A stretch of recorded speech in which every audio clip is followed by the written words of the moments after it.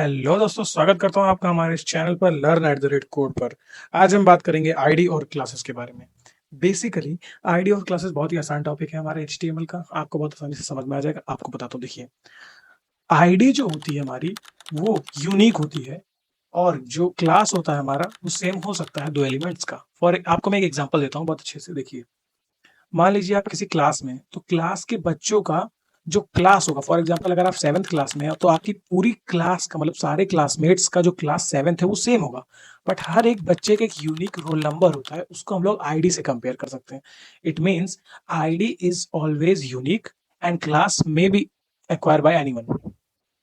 That is, class जो होता है उसको हम लोग सबको दे सकते हैं, यानी कि किसी को भी दे सकते हैं, मतलब कितने भी नंबर ऑफ एलिमेंट्स को दे सकते हैं। बट जो आईडी होती है वो ओनली यूनिक ही होनी चाहिए। आपका आधार कार्ड भी यूनिक है ना, वो भी आपकी आईडी होती है। सो सबकी आईडी यूनिक होती है। मैं आपको कोड से समझाता हूँ। देखिए, यहाँ पर मैंने सिंपल सा एक कोड लिखा है। मान लीजिए डिव, मैंने लिखा डिव।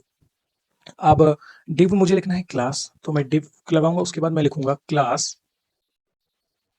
क्लास में मान लीजिए मैंने आपका क्लास का नाम आप कुछ भी दे सकते हैं, उस पर कोई डिफरेंट नहीं। मान लीजिए मैंने आपका क्लास का नाम दे दिया है कोड। अब मैं चाहूँ तो कितनी भी क्लास बना सकता हूँ, वो मेरे ऊपर डिपेंडेंट है। देखिए, चाहे मैं इसको 3 4 5 कितनी भी क्लासेस कर दूँ, सबका क्लास सेम ही रहेगा, कोई दिक्कत नहीं होगी मुझे। बट इन केस जब आप आईडी को करेंगे डिफाइन, जब आप आईडी को डिफाइन कर रहे होंगे तो आईडी मस्ट बी यूनिक। आपकी आईडी हमेशा यूनिक ही होनी चाहिए। इस बात का आपको ध्यान रखना पड़ेगा। जैसे कि अगर हम कर दें रोल नंबर, सो अब हम दोबारा और किसी भी डिव को या फिर किसी भी एलिमेंट्स को अब हम आईडी रोल नंबर नहीं देंगे, क्योंकि जब आप अच्छी वेबसाइट बना रहे होंगे तब आपको बहुत दिक्कत आएगी अगर आप किसी दूसरे एलिमेंट या फिर 2 एलिमेंट्स या 3 एलिमेंट्स में एक ही आईडी दे देंगे। That's all. तो हमने अब तक बात कर लिया था आईडी और क्लासेस के बारे में। अब हम बात करेंगे CSS selectors for ID and classes. Basically CSS selectors का मतलब ये होता है कि हम लोग कैसे उस पर्टिकुलर क्लास या फिर कैसे उस पर्टिकुलर आईडी वाले डिव को सेलेक्ट करेंगे, उसको हम लोग सेलेक्टर्स बोलते हैं। तो मान लीजिए मैंने यहाँ पर एक स्टाइल टैग दे दिया है।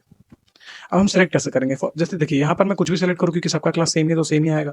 तो मैं ऐसा करता हूँ कि मैं दो का क्लास बदल देता हूँ। जैसे मैंने पहले में कर दिया कोड 1 और दूसरे में कर दिया कोड 2। अब मैं पहले वाले में लिख देता हूँ हेलो, और दूसरे वाले में लिख देता हूँ welcome to my channel. Welcome to माई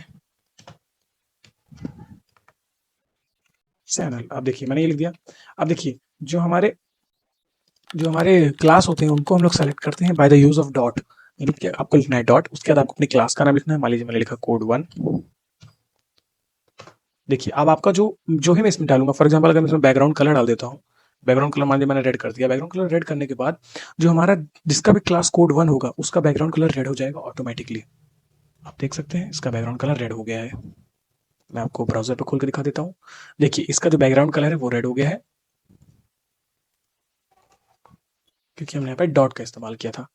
अब आईडी सेलेक्टर होता है हैज। हम लोग आईडी सेलेक्टर को हैज लिखते हैं। पहले मैं इसमें कुछ लिख देता हूँ ताकि आपको दिखाई पड़े। मैं इसमें अपने चैनल का नाम लिख देता हूँ। अब आईडी सेलेक्टर को हम लोग सेलेक्ट करते हैं by the use of has से। मैं लगाऊंगा हैज, उसके बाद मैं अपने आईडी का नाम लिखूंगा। मेरे आईडी का नाम है रूल नंबर। मेरे आईडी का नाम है रूल नंबर। देन मैं इसमें दे दूंगा बैकग्राउंड कलर एक्वा। आप देख सकते हैं हमारा जो लर्न एट कोड है उसका बैकग्राउंड कलर एक्वा हो गया है by the use of selectors. तो ये थे आईडी और क्लासेस और उनके सेलेक्टर्स। Thank you.